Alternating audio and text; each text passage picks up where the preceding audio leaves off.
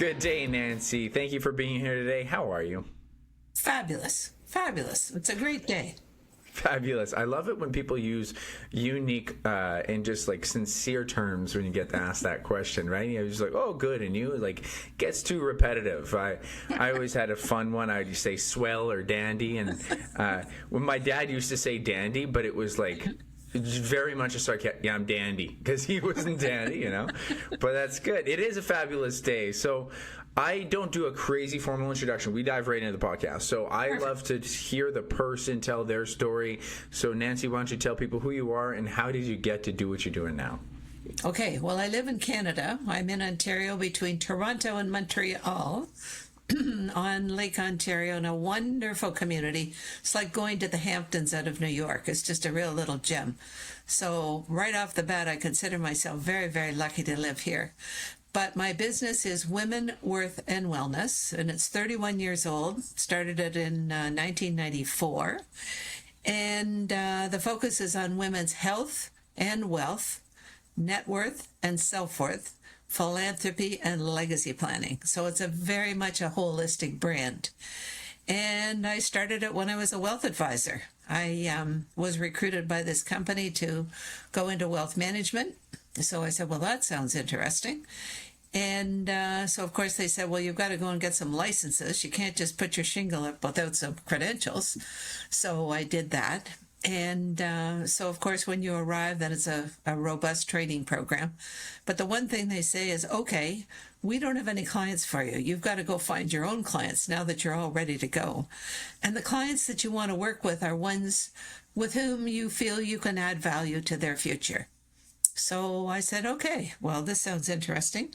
I think I'd like to focus on women, not exclusively, but primarily, because at that stage and age and stage of my existence, I'd had different challenges along the way in, corporate Canada. So off I went. And one of the investment firms that I was working with had a program that was focused on women. So I took all their materials, found a fabulous golf course, invited a whole bunch of women, and I think over 150 women showed up. So now I've got a whole raft of prospects with whom I followed up. And so sit down, meet with them one-on-one. And as I started those conversations, it was kind of a mirror image of a lot that I'd been through, because every mom, I think, in North America is expected to be the nurse practitioner in that household.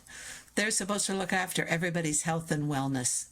And it's like, well, how much knowledge do these women have? Really?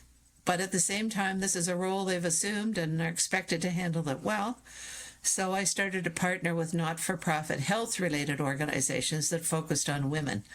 For example, in Toronto, we have a hospital called Women's College Hospital, over 100 years old.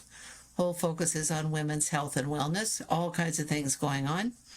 So I would invite my clients and their friends to come to different events there, and I would charge them a nominal amount, $25 or $50, and that then is a tax deduction, which starts to introduce the whole business of enhancing your net worth through charitable giving. Of course, fast forward, 31 years later, now women are stewarding a whole lot more wealth than they were then, earning more, but inheriting, with a whole lot more inheritance to come. So the whole business of philanthropy and legacy planning is absolutely huge these days. So women's increasing their knowledge of what that's all about is a triple A1 priority. Absolutely. I think this is terrific. I really value it that you're focusing on women, trying to create this empowerment and help guide women, in an area that wasn't really fostered by business beforehand in the culture. So I'd be really interested to see your perspective of it. If you don't mind me asking, Nancy, how old are you now?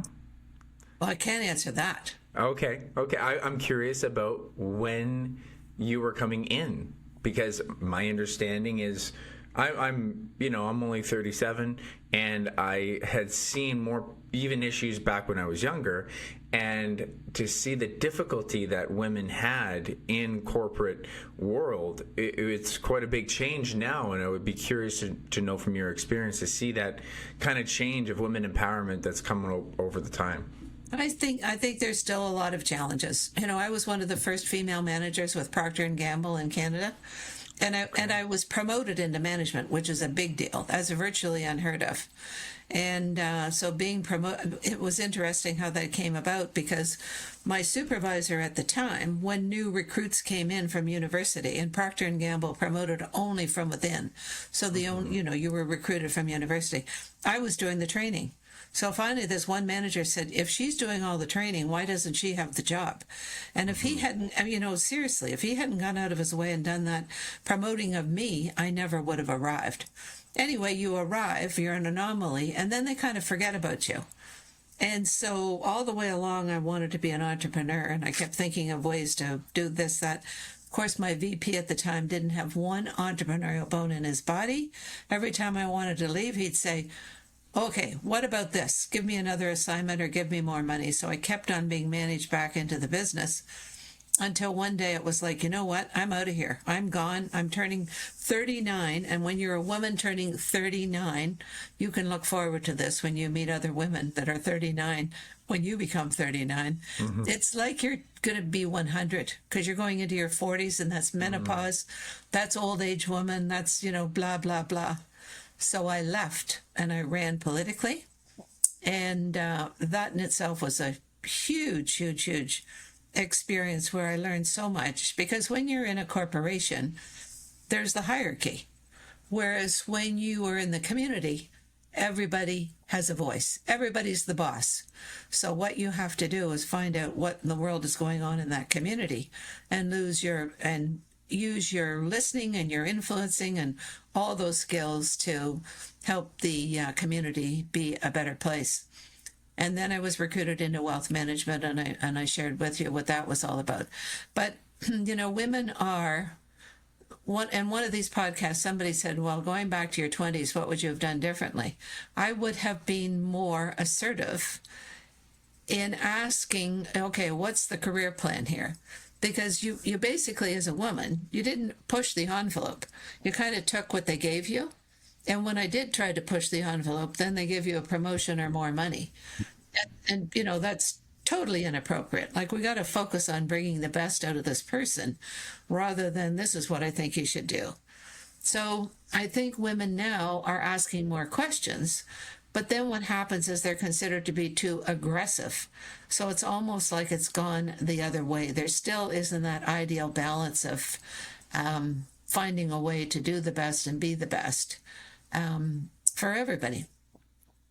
It's a really valuable statement. There is an in-between, that there was so much, essentially just, social injustice that happened to women over the years, and women like yourself have fought for the right to find their place into the workplace. And that's so valuable that, you're one of the pioneers. You went through it. Like, I'm not going to put up with this.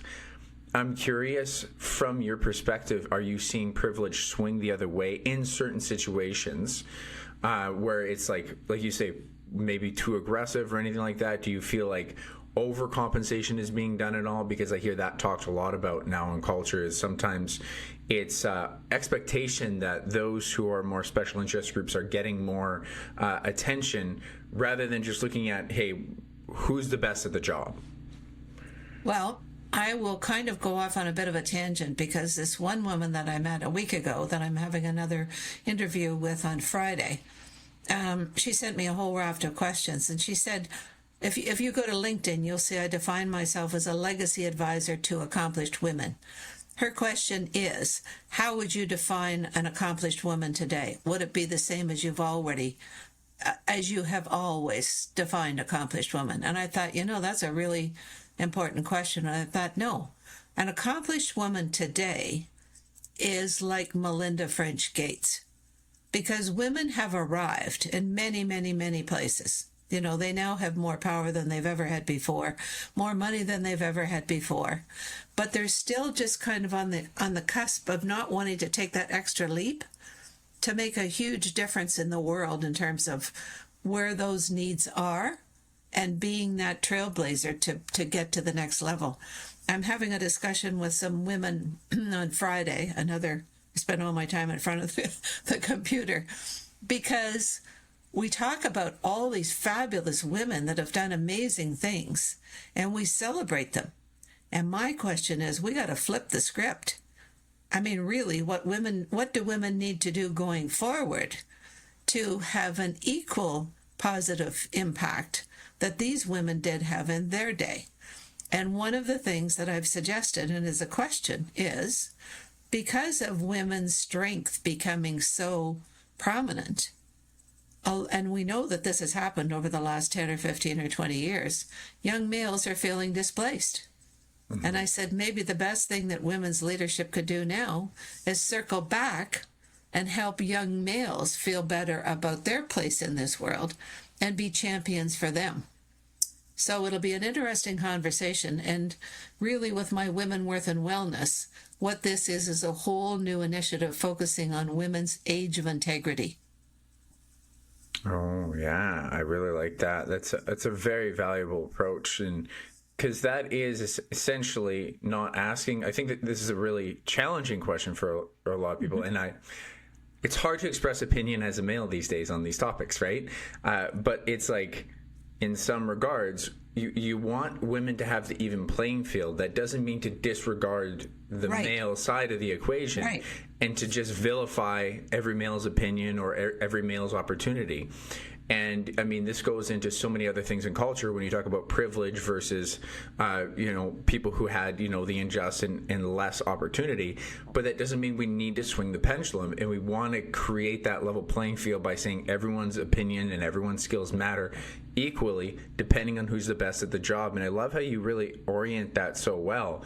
How are we going to still stand out and trailblaze? Because these women fought for our rights, but then how do you make sure that you're still stepping to the plate with the best of your ability, not asking for privilege, but asking for you to be the best at your job? And I think that's a really great way to empower women. Well, you saw the family photo from the Peace Summit in Egypt. Mm. And there were probably, 15 or 20 males, and one female. Right. So where the heck are the females? Right. And I understand that young women, of course, they're aspiring when they see role models ahead of them being too aggressive towards males. So all of a sudden there's and I guess this is what happens. This goes forward and this goes behind. Well, to your point, we want equal balance. We want everybody to feel great about who they are and what their future is, and know that they've got opportunity and a framework in which they can come forward and be their best. Absolutely. It's the challenge that was very clear to women before is like what you dealt with was that people would look past you being a woman, but you're giving the same effort, you have the same credentials, but you had this, completely unequal perception. Now to flip that, we're now in this new age where it's like, okay, well, it's okay that you're a male and you have all these things, but we got to make sure we hit our, our diversity quota. So we got to make sure we have more females. Like that's not the same playing field that we're asking for. And that also won't ask women to do their best. That won't ask everyone to do their best if we're only looking for diversity and inclusion, right? So I love that you're asking this, and it's important that the people who this affects so much are the people speaking about it and creating that equal voice. I'm really curious, just to go back a little bit on your story, because you're such an ambitious person, like man or woman, like anyone in your position. That's a very difficult thing to want to become, to want to be the person who's trying to knock down these doors and try to actually persevere through it. What kind of influences in your life really led to you being this kind of person? Well, I think, my parents were terrific. I grew up on a farm, so I didn't grow up with a whole lot of wealth. But on the other hand, the stories that my brother was a terrific storyteller, and he used to, write down all these crazy stories. And then it became a distribution because he had a terrific sense of humor. Well, one good friend who grew up in Montreal her father was a professional, so she had, it was kind of a leave it to beaver household. It was very comfortable. It was prosperous. It wasn't super wealthy. She's reading these stories and saying, oh my goodness, I don't think I've I've lived any kind of a life at all.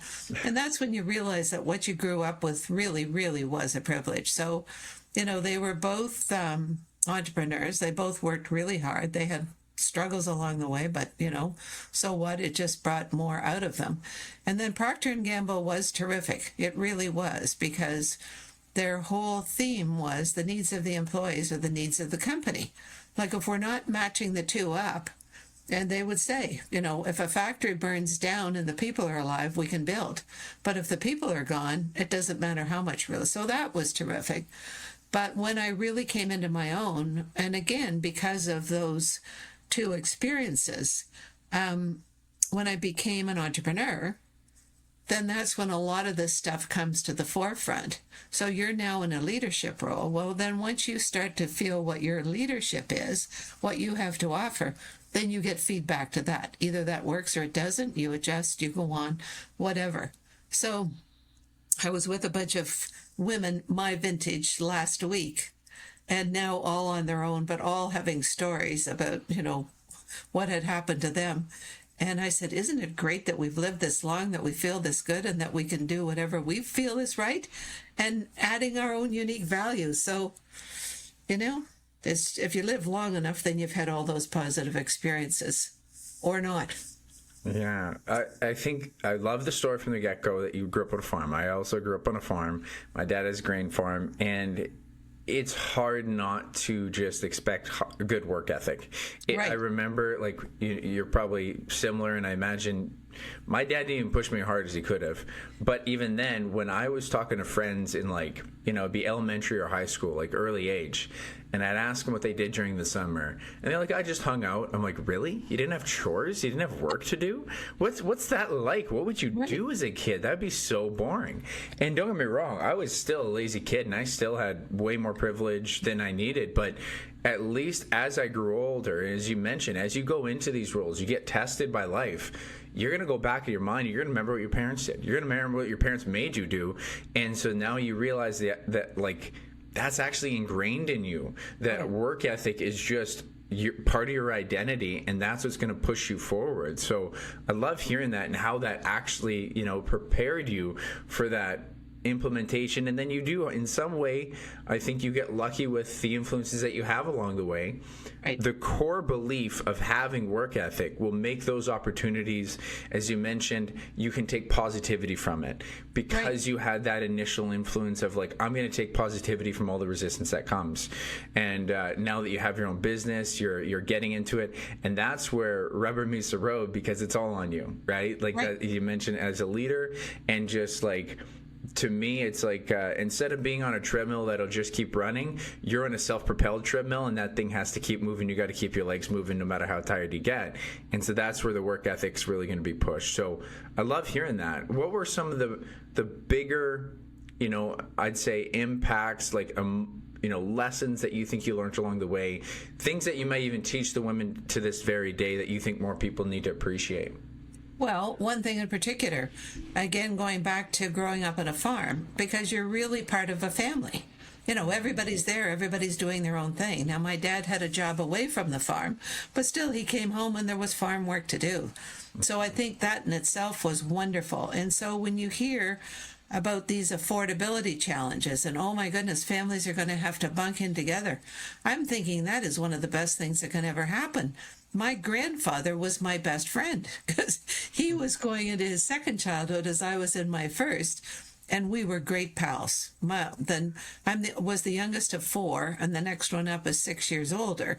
So that's enough of a difference that you're not really, super close. I mean, we were close enough, but not super close. So, I think that family scenario is really, really a bonus. Really a bonus. I think I've always done quite a bit of, when I left Procter & Gamble, I had just gone on to our community services board. And then, of course, there's a major incident that was shocking. So they said, Nancy, you're in charge of community services, meaning you're the spokesperson. It's like, wonderful. But again, what I learned at Procter Gamble was when a tragedy occurs, it's no one person's fault. Like it's been a breakdown in the system. So that was my front-facing communication approach, which all those different levels of government appreciated, because normally it's, the federal or it's the municipal, you're pointing fingers, and I wasn't pointing fingers. We're all in this together, and, let's work it up from here. And then I was given an award for how well I had championed that. So that was shocking. I mean, you get into the middle of a real challenge, you do your best, and then to be rewarded for it was incredible. I mean, really incredible. So I think probably what I learned at that moment in time is you need to be the professional, but you've got to pay attention to your instincts in terms of what is right and how to approach things.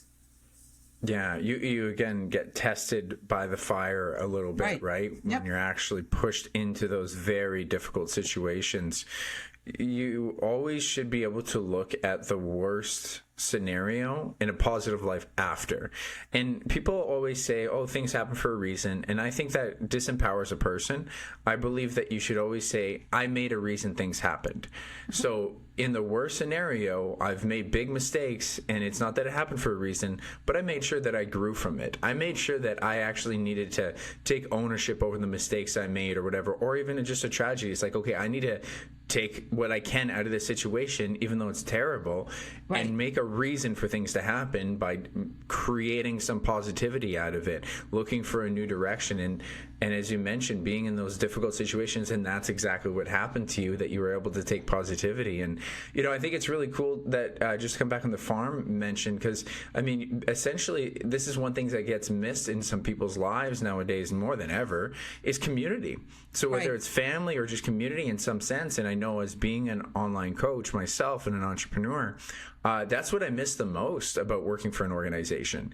And so that's what I try to create within my members. We try to create more community challenges. We try to create just more socialization, because everyone's doing their own workout on their own time. We do a handful of in person, but that community bit is huge. Like, it comes with its own set of challenges. Like, I always hear, my partner talking about some of the, staff issues that will exist. But then when it comes time for like a Christmas party or a lunch and all that stuff, I'm like, man, I miss that. And so it's super important that people always look to find community in some aspect in their life. And now more than ever, because of social media, it's actually really disappearing and becoming a dangerous community, because it's like a fake echo chambers depending on the culture that you're paying attention to. So it's becoming more inherently dangerous. So I love hearing that from someone who's been through so much already, that you value the appreciation of community. Now, Definitely. if you were to say, for like the thing that really gravitated me towards this interview with you was actually just talking about women empowerment and just empowerment. Like, what does that mean to you, the word empowerment, and what kind of, I guess, fundamental structures or tips or ideas that women need to appreciate, people in general, when it comes to the idea of the term empowerment? Well, one of the words in Women, Worth, and Wellness that I've spent a lot of time on in these podcasts is worth. And that is, you are worthy.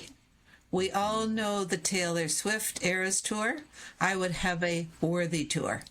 And I would have a worthy tour for 10-year-old young girls through to 90-year-old women. Like, you are worthy.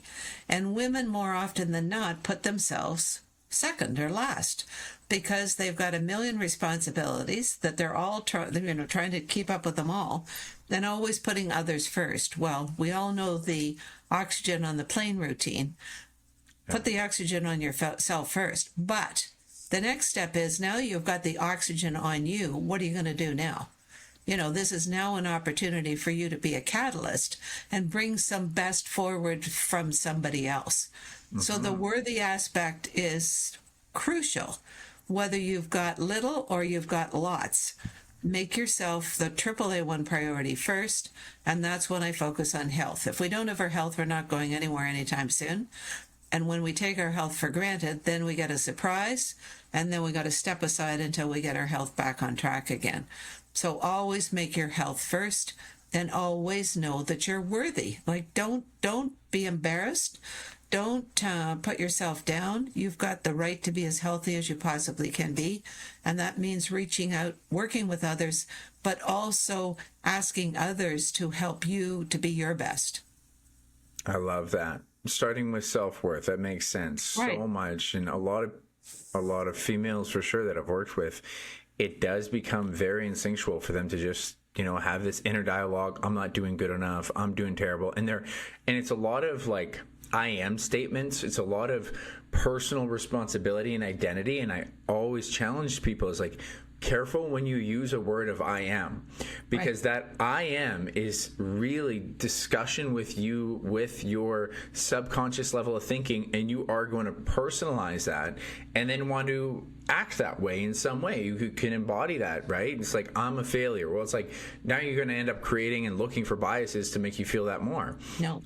And whereas it's like, it's okay to look for moments of self-improvement. It's like, I need to work better at this thing rather than I'm terrible at this thing. Two very different statements, but looking at the same situation. Right. And one creates an opportunity for improvement. The other just literally makes you wallow in this like failure. And then again, you're only going to look for opportunities subconsciously to make you fail again. Right? The turtle routine. It's just, you just pull back. You just pull back and don't. And women are sometimes the worst to other women. Like when women do decide they're going to step up and step out, sometimes the hesitation is, it's like, well, what will others think? Well, that is up to them to think whatever they're thinking. Don't let that get in the way of who you are and what you want to do. And if you think they're going to say, well, who does she think she is? Let them say whatever they want. But don't limit yourself in terms of who you can be and what you can be. And be a catalyst for so much more, really. Yeah, I love the idea of catalyst for more. Right. It's an important phrasing for people to appreciate what a catalyst really is, like on a chemical level. You are the thing that empowers something to speed up a process, Right. And you're a part of that process. And I mean, the way that you had oriented it, and I think it's super valuable for some of the women that listen to my podcast, is like when you talk about health, and this is a really, really big challenges for mothers or partners, people who always want to put the other people first. And I've said it so many times, put your mask on first, because you can't breathe, you can't help. And you're literally just allowing your health and everything to get worse, and you're showing up worse for others because you're not healthy enough.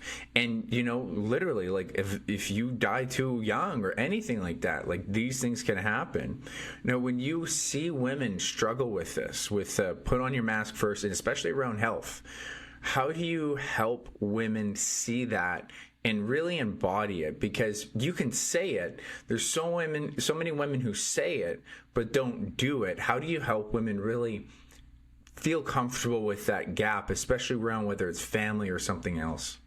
Well, and again, it always depends on the person and what the situation is. But sometimes women just have a giant to-do list that they're having difficulty dealing with, and they've got a partner who isn't doing half of what he or she should be doing. Okay, so then the whole opportunity is, let's have this conversation. And women always pride themselves on being able to do it all. Don't. Find a way to delegate or transfer responsibility to the partner, to your kids. And they say, but they don't know how to do it. Well, you know what? As long as the job gets done, let them put their own fingerprint on what is unique for them that they can do. Maybe they'll end up providing a better result to that certain to-do, whatever. But the more you hang on to all these responsibilities because nobody else can do it as well as you can, the more you're digging yourself into a deeper hole. So I really encourage women in particular to have a chat with themselves every morning. Take 5 minutes. How am I doing? What are the opportunities? How's my health? Is there anything I need to address there? Be very, very selfish, and then be very focused on, okay, what are the opportunities? Rather than just getting on the treadmill and heading out, making lunches, delivering kids, meeting staff, whatever. Just take your time. The other phrase that I dislike is work-life balance. I really like the phrase priorities, because in the morning, you know what your to-dos are for the day, and more often than not, they'll change as the day unfolds. don't be hard on yourself. If you think, oh my God, I've missed out on this and this, look, take another breath and reprioritize. What is really the most important thing right now, and meet that moment and go forward. Really go forward. So it's just a lot of talking to yourself. And when things work out, give yourself tremendous, tremendous accolades. And when things don't work out, do a huge redirect and keep going. That's well stated. I really appreciate that idea, especially how you said at the end there, you have to give yourself accolades. Right. I think like women could be doing really great and then not look at the, like, at the end of the day, like, hey, I did this, this is actually a good day. But they'll just mainly focus on, oh, this didn't get done, this didn't get done, this didn't get done. And so then they end up like, I'm not doing enough. It's like, well, look at what you did all day. And so it's like, where is the accolades? Where's the appreciation? Where is that building of self-worth? You're really good at bringing yourself down, but not good at giving yourself credit and building it up. And I always say, you want to build your confidence, you have to look at one brick at a time. It's brick by brick. Yeah, you're going to see holes in the wall, but that's just an opportunity for tomorrow to build more. And if you don't recognize what you're doing each and every day, you're going to forget that you did some good things and always just spend, as you mentioned, the treadmill, feeling like that lacking in your life, that you're not doing enough when you are doing a lot. So I really love that phrasing, and I totally agree. The idea of work-life balance gets really misconstrued. I have another phrasing from that really helped me. Because I asked a mentor at one point, I said, how do you manage work-life balance as an entrepreneur? And then he just had this beautiful, simple phrase, and he said, isn't it all life? And it just dawned on me. It's all your existence. It's your choice on how you want to live it. Why are we separating the idea of something being work and something else being your life? It's like, it's all your existence. And there are some people I know personally that honestly want it to be all work. They thrive. They want to do 14 to 13-hour days. And if they're sitting around, they're bored. There's other people who really don't want to spend that much time at work, and they want to spend all their time with their family. And it's like, hey, it's your life. And so now you can orient yourself around what brings you the best life that you want. What's going to bring you the best spirit and energy. And I heard this from Jeff Bezos, which I really value. It's like work-life harmony, or just what is the harmony in your life. If you just look at it like that, like there's certain things in work that will, maybe tire you out and you'll get better energy from home. But there's some things at work that do give you energy, and then at home you're in a better place because you're no longer stressed. So it's a matter of finding harmony in all these things. And as you mentioned, the priority, and just to like kind of add another adage on that, it's the 80-20 principle. It's Pareto's principle, right? Yep. If you can always look at what is going to be 90% of your benefits with 10% of the perceived efforts, you're always knocking down the most important thing. Right. And that's a way for people to always feel like they're winning in some way. And just to come back, as we had originally said, and give yourself gratitude when you do it at the end of each day. I love all this phrasing that you're having. What are some real big roadblocks that you see that women tend to have when they're trying to adopt this style of thinking? Well, Ryland, one thing that I encourage people to do and to think about and to default to is that you live your life like a split screen. Everybody knows we're on split screen right now. Yeah. And the negatives always pop up first. Always. So fade them to black. Fade them to black. Like train yourself to fade the negatives to black and go to the positives. And make it as simple as, you know what, at least I'm alive. I'm still alive, okay? So how can I keep on going, and how can I build on some positive things that were happening? Now, granted, this was a disaster over here. Can I totally forget about it, or how can I turn that into a plus? But the negatives always come up first, and more often than not, we make that the full screen. Don't. Find a way to slide those negativities over to the side and focus on the positive aspects that you can redirect to. The other thing that I thought of, I was on a Ford's Women's Summit a couple of weeks ago, and one of the last interviewers was interviewing Demi Moore. And we know what she's been through. I mean, her life has had all sorts of challenges. And she said, I firmly believe that life happens for us. So in other words, life comes to us, and it's like, what are you going to do with it? Rather than, oh my goodness, here we go again. I didn't get the promotion. I just had a car accident. Oh my goodness, my kid didn't get into the university. Whatever. don't go there. Default back to the fact you've got kids. Not everybody does. Really, you've got to train your, what was that? What was that kids program? Not train your monkey, you really have to train your thought process. Yeah, to default to the positives. Really default to the positives. Yeah, essentially. And sometimes I feel like the phrasing I think can help people, because I agree. It's defaulting to positive. So I think this has been like the whole gratitude movement that's been going on. And I think it's the gratitude instinct. And I have been very lucky and blessed that my mom was really good at enforcing, or just, basically influencing me to think about exactly what you're saying. It's like, well, it could be worse. We could be poor. We could have this. We could have that. And it was always like looking at, the gratitude of the moment and appreciating what you do have. And sometimes I think it could be difficult for women and people who spend time in the negative to say, oh, just think of the positive.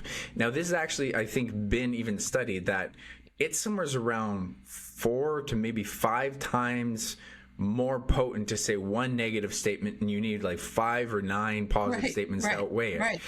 But sometimes what can help is a gratitude statement, as you're phrasing this well, is the action step. And that's what really helps. It's not just an idea, but an action step that you can channel in your brain to say, in the moment that you're feeling negative, it's like, oh man, that was a failure, that didn't work out. Okay, action step. To not sit in this emotion too long, to say, well, how could it have gone worse? And literally appreciate, well, I could have fumbled on this word. Let's say it's a speech or something. I could have done this wrong, I didn't do that wrong. I didn't do that wrong. I did this well. And so now we're starting to just, you said, reframe it. You're trying to make your instinct about gratitude and create that action step. And it's so valuable because this goes back to the whole idea of, what can I do? This puts you back into the power seat of action. What do I have an opportunity? Yeah, something you can actually do with it after. And it's a huge superpower in life because there's so many people who sit in it. Right. I like the thought of a redirect, and you can have a redirect in a conversation, or you can have redirect as an action step. And so, it's like coming to a fork in the road. Which way am I going? Well, I was headed that way. Nope, that's not. And very quickly, you're heading in this direction. Okay, well, carry on, move forward, keep going. Really? Yeah, it's not even just normal. It's expected for things to go very poorly in your life at some point in time. Right. So, and it's going to be professional and it's going to be personal. You're going to lose loved ones. You're going to have things not work out in business. And, it's always this Bruce Lee quote that totally changed my life. Do not pray for an easy life. Pray for the strength to endure a difficult one. Realize that it's just like, no matter what, you just want to be able to actually embrace that moment. Right. And when that moment comes, it's like, this is what I've been preparing for. This is the weathering the storm.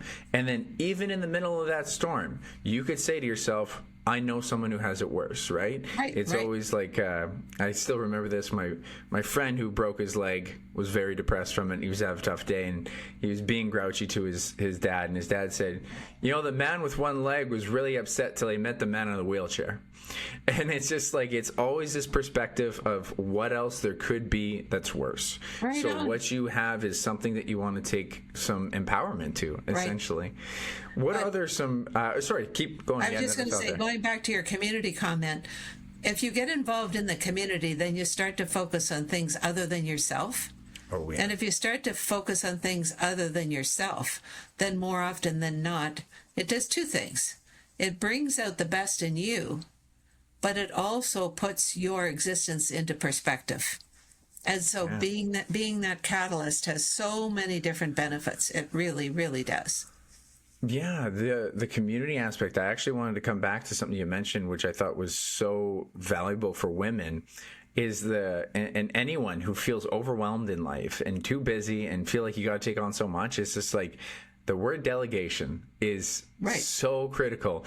And I mean, as an entrepreneur, and I know, it's like, if I can hire somebody to do something I absolutely don't need to do, I might do it better initially. I might have a certain way of doing it. And yes, you have to train someone through the process of doing it as good as you can. But go back to that priority list. Like, how important is it that you do that thing? Right. Like, certainly I have to be on the podcast here, but I have delegated people to help me set up the podcast and help me do other little things. And they're still training in that process. They might not do it as good as me at first, but later on, once you've trained the person to do some sort of a delegated task, man, it saves you so much time and effort. Over to you. Yep, over to you. It's the most critical thing for an entrepreneur, and it's no different for women when they have so many things in their lives, and you should be able to rely on your community. And community is the big thing there too, right? I mean, you have siblings, maybe you have parents that can help with your kids. So I think it's super valuable to hear that kind of just simple little tip. I haven't heard many women talk about this when I ask them about how can you help women, maintain their health better. I think it's great. Is there any other key tips that you have for women when it comes to especially managing health when you're still trying to be this kind of empowered woman? Well, for both your health and your wealth, I encourage everybody to have a trusted advisor. So have a trusted advisor for your health. And it's not always easy to get a doctor, but there may be a family health team that you can go to. But really don't try to do your own dental work all by yourself and then wait until something tragic happens. Like, really own it. Own your health. Same thing with your wealth. Get a trusted advisor who's going to help you with your whole wealth scenario. And a proper wealth advisor will have anticipated health-related challenges going forward, and we'll build that into your total wealth plan. If they haven't done that, then you're not working with the right person. If you're working with somebody who just wants to sell you the best investment that's going to double in 6 months, you're with the wrong person. So life happens, critical illness happens, disability happens, premature death can happen. All of those need to be built in to a whole wealth plan. The other tip on health is, one of the best ways to find out how healthy you are, apply for life insurance, because there's no way they're ever going to give you an insurance coverage at the best premium if there's anything wrong with your health. And they will very quickly tell you what's wrong with your health when you apply for that life insurance. So just a little something to think about. That's great advice. I have heard, now I don't know if this is 100% true, but there's a known influencer, a guy's named Gary Brecka, and he said he came from the health insurance industry.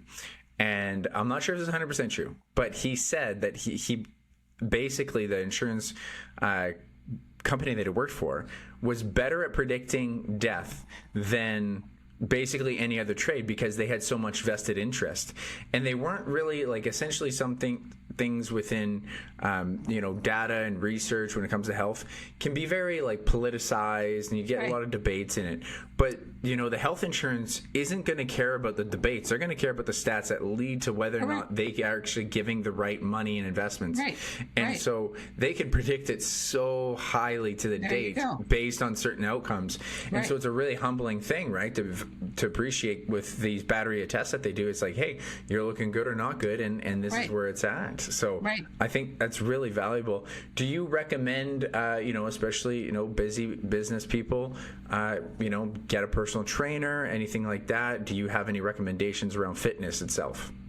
Well, that depends on the individual, but obviously you've got to make, your body is one complex item. And what are you going to do to keep it going and moving forward? Mental health is a huge, huge factor. It's, it's equal to your physical health. But definitely getting that sort of input and advice that will support you being the best you possibly can be. We get up in the morning and take our health for granted.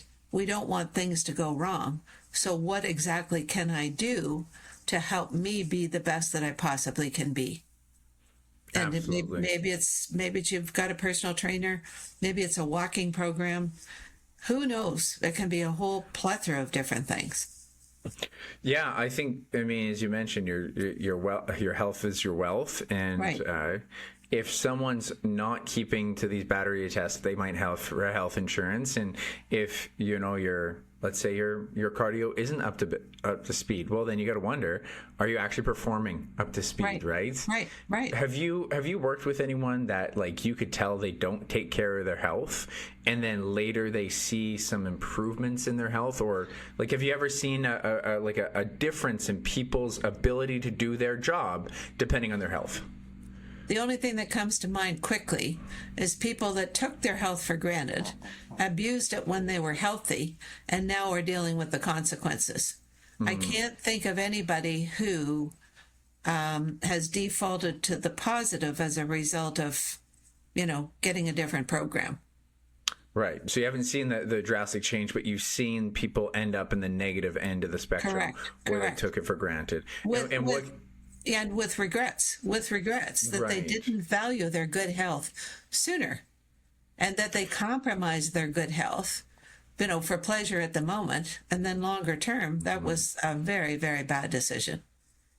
Yeah, and it's so hard to convince yourself otherwise, right? There's so many people who just like, if it's not in your front door, it feels like it's not a reality, even though it probably is. It's like, that health is going to come back to you, but it's so hard to feel something you can't see. And so it's super untangible. Again, I'll tell you a personal story. When I was at Procter Gamble, every year we had an annual. And so I go for my annual. It was in June. And I remember the doctor, I was smoking at the time. And so do you have any children? Yes, one daughter. And she had just gone into a French immersion program, which was a big deal. And so he said, children of parents who smoke tend to miss school more often because they have respiratory diseases.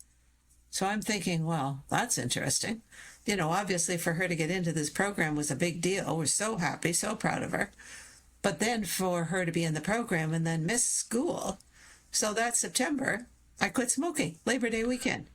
So I had the summer to think about it, the summer to have a few more smokes. And then it's like, okay, really, what is the priority here?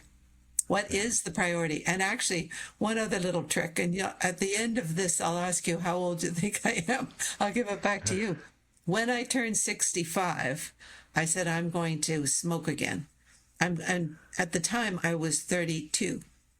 Okay. When I turn 65, I'm going to make smoking retirement project because I love smoking. When things went well, you'd have a cigarette. If things didn't go well, you'd have a cigarette. So in other words, you're smoking all the time. Well, Of course, when I turned 65, did I start smoking? I never had another cigarette. Ever, ever, ever, ever. So the point is, pay attention to what you're doing to your health when you're younger that is possibly compromising your well-being longer term. Absolutely. That's a personal investment in yourself. And it's funny you mentioned that idea, that little negotiation. Like, I'll be honest, I had a time in my life where I was casually smoking cigarettes, doing construction because it was a social thing. I would do it when I drank. And then it really took that internal discussion. I know many other people who, in order to quit smoking, they had to say, yeah, well, I'll just quit it for now. And like, you're always promising yourself a little bit, but the longer you go without it, the healthier you feel. And you realize, oh man, yeah, that was a really bad thing. But, in some ways, at least that's the catalyst that you need to get in the right direction. And I love how you said that. Like, yeah, I know I don't need it now. And it's so hard to negotiate with yourself. I know someone who said she kept a smoke in her bag and she's like, I'm just quitting this one for now until it made it forever. And that was the empowerment that she needed. She needed to just like trust that process. And then, like you say, that's a really big one. Like, that's probably one of the hardest things for people to quit. So, I mean, I think that's amazing that you had to overcome that. And it shows a lot of perseverance. I think this has been great. I just have one other question here because you had so much great on women empowerment and everything. I want to know now, what's your biggest ambition? What's coming down the pipeline? It could be personal, business, anything. What's really exciting you coming down? Well, the next step with Women, Worth, and Wellness, and that's Women's Age of Integrity. Oh. And really what I want is to find a way for women to step it up and step out and really, really, really bring their best forward for the betterment of the world, because there's so many ways to make a difference. Doesn't have to be huge. It can be through their philanthropy. It doesn't have to be something that people see. So it can be through your quiet philanthropy, writing a big check to whomever. But Belinda Gates is definitely a role model because she's got all that money. She didn't have to do what she's doing, but her mission really is to make a difference. And she apparently has just committed 100 million for research into women's health, but she's also committed, I'm not sure how much, to young males' well-being. So she gets it, and that's my point. Is collectively, let's find a way to move forward and make a difference as women, because now we're in a much more powerful state than we've ever been before. So why not? Yeah, why not? I love that. That's great. That's really good to hear. Why don't you tell the listeners where they can find out more about your programs that you're talking about? They can send me an email, which puts them into our database. So anytime we're sending anything out, they'll get the most recent. And it's Nancy at womenworthwellness.com. So Nancy at womenworthwellness.com. And we're on all the social media, so we're often pushing things out. And when we receive your edited podcast, we will push it out on all our social media as well. Perfect. And I'll definitely put that into the show notes so they can get the info from there. Excellent. Thank you so much, Nancy. This is an absolutely wonderful conversation. I really appreciate your time.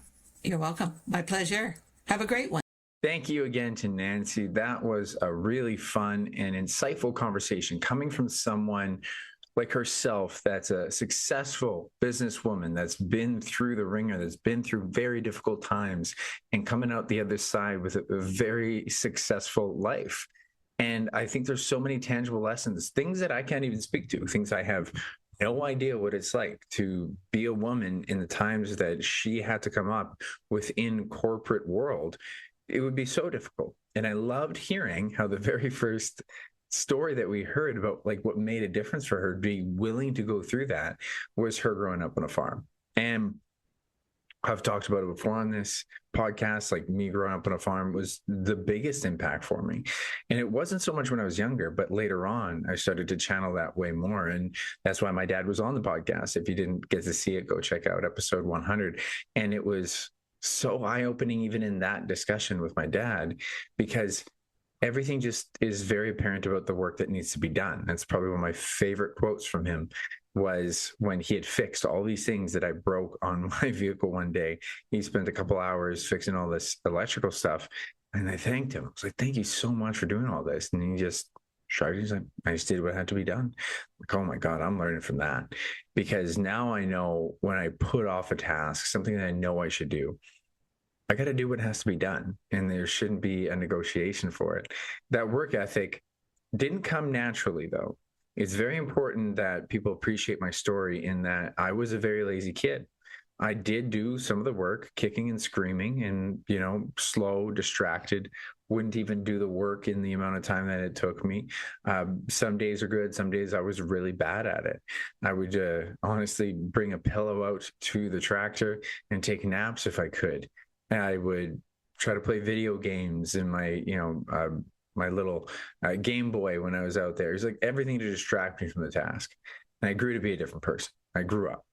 And it was only once I learned about that Bruce Lee quote, pray not for an easy life, pray for the strength to endure a difficult one, did I really change who I was. And I think the reason why I want to really amplify that for people is because you hear Nancy talk about growing up on a farm and myself, and ideally you do appreciate that I do have ambition now and I've changed as a person. But that's the thing, is I changed. It wasn't inherently natural to me instinctually. I do feel like my parents gave me so much privilege, and even though they gave me less privilege than other kids in terms of they did require me to do jobs, I was at least able to then turn that and look at that influence and later on in life and say, that's what I should be. And it doesn't necessarily have to be your parents. It doesn't have to be, when you grew up. At any point in time, you can find inspiration and say, that's what I want to be. And the step to do that is to just start practicing it. The hardest jump for a personality is to embody that personality instinctually, because instincts don't come naturally for some of us when it comes to work ethic and putting in those hard times. But maybe that's just the thing that I hope people can value. I was not the person that I am now. I had to put in reps and reps and reps and reps. And now, me not having work to do is a very uncomfortable feeling. When I have a full plate, I got a lot of things moving on the go. Although I feel a little bit stressed, I actually feel empowered from it. It gives me, more of a mission. It gives me more purpose. And so before, if I had that on my plate, I'd be terrified of it. I'd be like, well, when am I going to watch TV? When am I going to play my video games? And now it's like hard for me to sit down and play a video game. And I think people should value that you can grow that instinct in time and that you can create this work ethic over a long period of time and through practice. But for more people, I really think they need to appreciate that it doesn't have to be instinctual now, but it can over a long period once you see the benefits of work ethic can do for you. And I really, really valued her advice for all the women out there, all the busy parents, everyone who needs to know they got to put their mask on first. This is so imperative that you got to appreciate your oxygen is what you're going to use in order to help and make an impact in the world. And she did both phases. She said, you got to take care of yourself, and then how you can be a catalyst for others. And that's super, super valuable. The idea, when you think about this, involves so many things that we talked about. I want to hit on the idea of the work-life balance again, because again, it's not just a matter of work-life balance. It's a matter of life. It's how you're going to spend your life. How is your identity, going to be exhibited in this world? It's all up to you. I mean, you get one shot at how you're going to spend those hours, and 7 to 8 hours of the day, hopefully we're sleeping, so they're not even conscious. And so you only get about, 14 to 16 hours a day, and half that might be at work, half it might be at home. Some people want that all at work, and that's fine. That's who they are. And I don't want to be a person who's all about work, but I also want to be an accomplished person. You're writing your own story in this. The thing that I really encourage you to think about is what gives that balance and harmony in your life. What does make you feel empowered by the things that you're doing, makes you feel energized. I'll just say anecdotally for myself, I like going in waves of being really focused on work and challenging myself to really push things, and then doing a step back and saying, okay, I'm going to literally just not put pressure on myself for a little bit. I'm going to enjoy more life things and more social life things, I should say. So we're very specific because it's all life, right? And I've found even when I am busy, I think this was a character trait I remember really valuing when I was a young kid. My mom told me about this guy who ended up being a very successful lawyer. I think he was like Tom Cruise's lawyer at one point. And he came to Starbucks, little town Starbucks, gets it all the way to Hollywood, right? And he was a hard worker, really hard worker, but he would still socialize. He would still have fun. He just knew that, I'm not sure this story is true. My mom told it to me, but he would work hard when he needed to, and he would still be willing to have fun with his friends when he knew he had time. So even in the midst of the storms where I have a lot of things going on at work, a lot of things going on that I have all these priorities, but there's this very important social occasion coming up. This social occasion could matter to Angelina, it could matter to one of my friends and family, and I got to be there. And I want to be present at it because that matters in my life.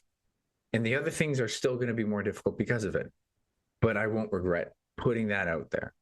So it's always a matter of finding harmony in your life. The things that when you look back, it's the deathbed. It's not always a deathbed view, but the viewpoint of looking back 10 to 20 years from now, I think that a little bit of a zoom out, and you can think in health and fitness and work and life and everything, where it's, okay, if I miss this thing, will lead to me reflecting on it with regret or with, hey, I got a memory out of it. I would regret missing certain things that I've, gone to. And so making sure that you're always trying to appreciate the big picture while still knowing some things aren't worth it when it comes to fitness and health. Like, do I have to go out for drinks with my friend on this Friday night? Is it that valuable to me right now if I have health goals? Or maybe it is a valuable thing because you haven't been out with that friend. Then Do you really need to have multiple drinks? Why not just one? And this goes back to the harmony. This goes back to balancing it all out. I do believe that balance is a key word. I don't mind the word balance. I value the word harmony. And I think just saying life balance and harmony would be the things to really orient yourself around, because work is within there, socializing is within there, family's within there. And I think you got to look at it's all your life and that it is a balancing act. I always love this sentiment. There is no such thing as balance. When you think about it physically, even in the world of physics, my understanding is you can never have perfect balance. It's always going to be balancing. It's always going to be an active process. And so then to add to that, you're always going to be balancing, and you want harmony so that things that you're doing are feeding or helping other things in your life. Now, hopefully that can help you give some proper value to things. And it's probably always going to change because we change as people. So continue to work at that process over time. And that will go into the priority, being able to have the appropriate priority. So if you're not familiar with it, this is called the Peyote principle. That's what I was talking about. She's familiar with it because it's very common in the business industry, which is essentially 80% of the results come from 20% of the perceived efforts. It could be 80-20, it could be 90-10, it could be 70-30, but it's basically that there's a chunk of things that matter way more than the other things that you really got to focus on more so. When you look at strength, for example, most like a compound movement, like a back squat or a heavy squat, is going to have way more of a benefit than a leg extension for your leg strength. So even though you're going to do, you do a squat, you do leg extensions, leg curls, maybe single leg hip lifts. The leg extension, curls, and hip lifts helped your strength, but the compound movement of the squat was like 80% of your results. And that's the valuable thing, even though it's 20% of the time. And so that's why it's very important to think about what is the thing I'm putting more time that I need to put some time into, but it gives me most of the benefit, right? And they always say like 80% of the roads or 80% of the traffic's on 20% of the roads, like that kind of thing. So business, 80% of our revenue comes from 20% of our clients. In your life, what are the things that when you look at it, you think, okay, if I do this one thing in life, I prioritize this thing, that's going to give me the biggest return on investment. And you always try to prioritize that. And it's not always going to work out perfectly. And you might not always choose the right thing, but that's the skill that you want to develop over time so that you do feel like you're prioritizing the right thing. When it comes to health and fitness, it's like prioritize the protein, prioritize, more micronutrients. Prioritize getting in strength, because when it comes to return on investment, cardio is good for heart health and you can fit that in, but try to prioritize strength first. And then if you fit in some cardio, that'll also be a good investment. But if you only have so much time, go for the thing that gives you a bigger return. And then the thing that's going to help you so much, put on your mask. I think this is the best sentiment I have not heard a woman talk about yet. When I always ask, how do you help women and people, parents, deal with putting themselves first, deal with trying to prioritize this stuff around their health and kids and all this stuff. The delegation. I just never heard someone say that yet. And I think, hey, that's great advice. Are you trying to delegate? Are you not trusting your partner enough? Are you taking everything in? Oh, I got to do this. I got to do this. I got to do this. Really? Maybe they could help you with a little bit. Maybe they could go pick up the groceries. Maybe they could do this for the kids. Maybe they could help pick up the kids. And it's like, but they won't do a good job. It's like, could you teach them?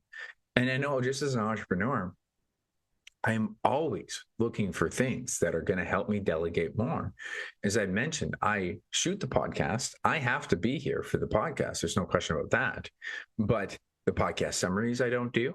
The posting of it, I have someone else do.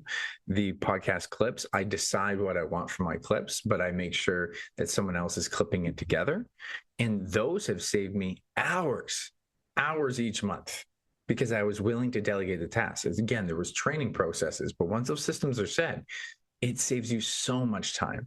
So really think about in life where you can delegate tasks, be willing to let go of it. It's this very classic thing in entrepreneur space is delegate, automate, or eliminate. This makes sense that you look at the lens of things to make life more efficient, essentially. And I really love that we both came to the same conclusion of like gratitude. She uses the phrase positivity. And I don't mind that. I understand that's where it's putting you.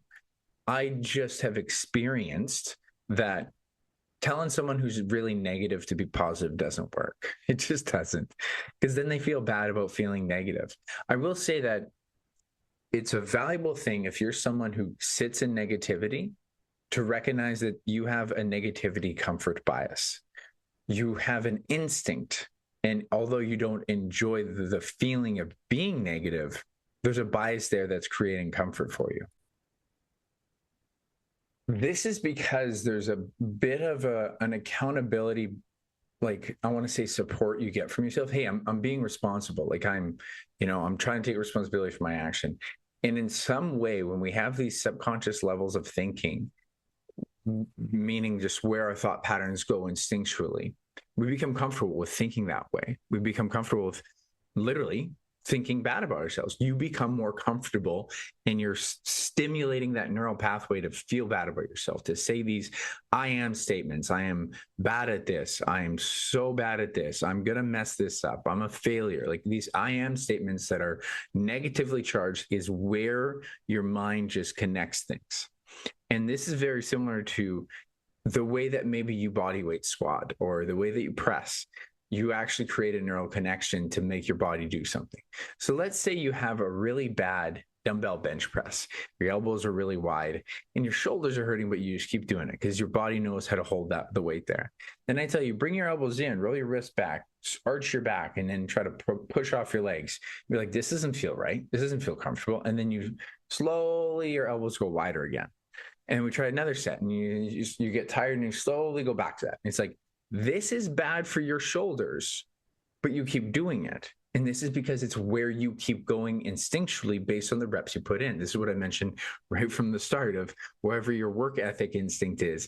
But over time, if I say, okay, only do this many reps, and if you get really tired here, you're going to stop, but you only want to do reps here. Don't let your instincts drive you over here. And just like that, you can create a different bias instead of a negativity bias. And this is where I believe that maybe it's not the positivity bias you want to have, because it doesn't really seem to help people from my understanding, but rather the gratitude bias.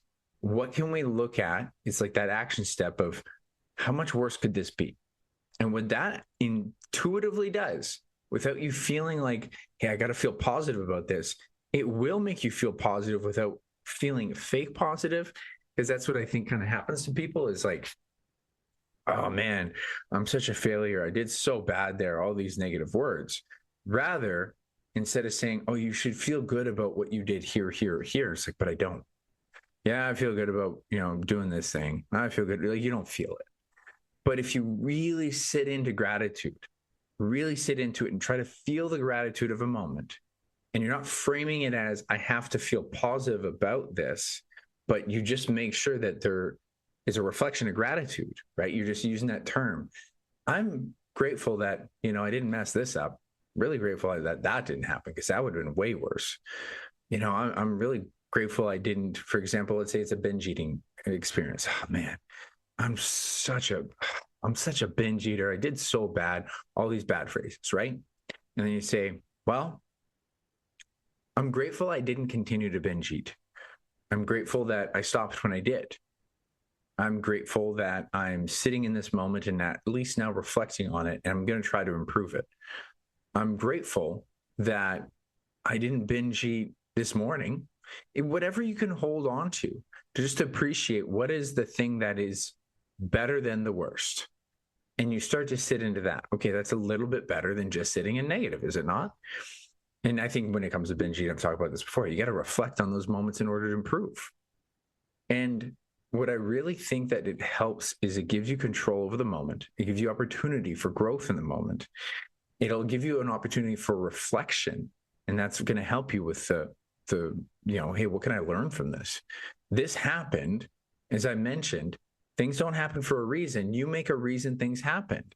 So what can you learn from that moment? And then you're going to be more grateful that it happened. It's like, oh, well, it's a good thing I made that mistake, because now in the future, I won't make that mistake again. And that's where it's going to lead to more personal empowerment. I want to really like hone in on this thought, because I thought it was so helpful and insightful that she mentioned it. I couldn't agree more. That so many people don't like to give themselves credit for the good things they're doing basically every day. You might have it kind of in there. Sometimes people who really sit in a negativity bias, it's kind of sitting in the back seat. It's like you got so many voices in your head and you got this voice in the back. It's like, no, we did do that thing.